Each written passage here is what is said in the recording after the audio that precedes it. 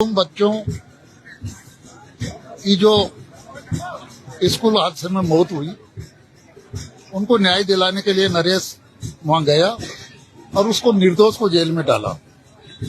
तो हमारा ये था कि सबसे पहले तो नरेश को जेल में रहे नहीं छोड़े, लेकिन उन बच्चों को न्याय पहले मिले, क्योंकि उन बच्चों के वो देखा उनके हमने घरों को, उनके भेड़ बकरियां आदमी उन घरों में रहते हैं जो ऊपर छत नहीं है, तिरपाल बिछा कर वो मतलब टांग रखे, और उनको बड़ी आशा थी कि हमारे बच्चे पढ़ेंगे कुछ अच्छा करेंगे तो हम भी एक अच्छा जीवन जिएंगे, लेकिन उनका सपना अधूरा रह गया।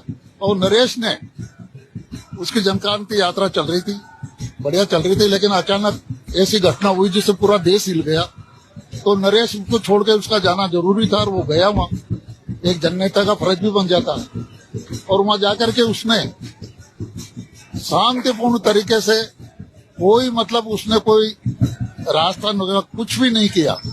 धरना पहले से चल रहा था, परिवार वालों को ढांढस बंधाया, उनको हिम्मत दी, उनके लिए सहायता राशि की मांग की। इस पर पुलिस ने मतलब प्रशासन ने जो भी वहां है भ्रष्ट तंत्र में कहूंगा, उन्होंने बिल्कुल झूठा उसे फंसाया गया।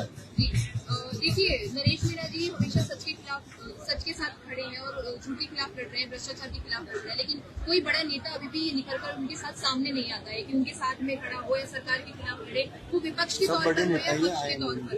पहले प्रहलाद गुंजन जी समरावता वाले केस में तो उनके साथ थे, लेकिन अब तो कोई भी नहीं है। अब ये तो बात साहब मैं कुछ नेता के बारे में, और इनका तो आह्वान है ये नरेश के पिताजी के रूप में जब यहाँ आए हैं तो ये सबका सम्मान करते हैं, जो भी आए वही बड़ा नेता है। इस नरेश की लड़ाई में, क्रांतिकारी भगत सिंह की लड़ाई में जो भी नेता आएगा वो बड़ा नेता है, कोई छोटा नहीं है। ये सब किससे अब ये पता नहीं।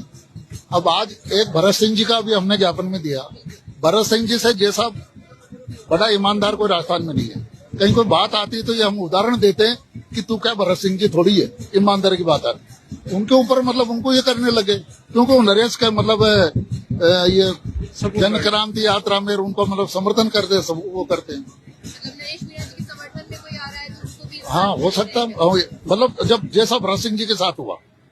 अब आज यहाँ तो राज उसका बिरला का चल रहा, यहाँ तो राज हम तो ये मानते उसका चल रहा, उसका ओसीडी वो दत्ता तो कुछ भी कानून को हाथ में ले कुछ भी कर दे, मानव तस्करी करे, कुछ भी करे, रेत बदरी माफिया करे, उनके लिए तो कोई कानून नहीं।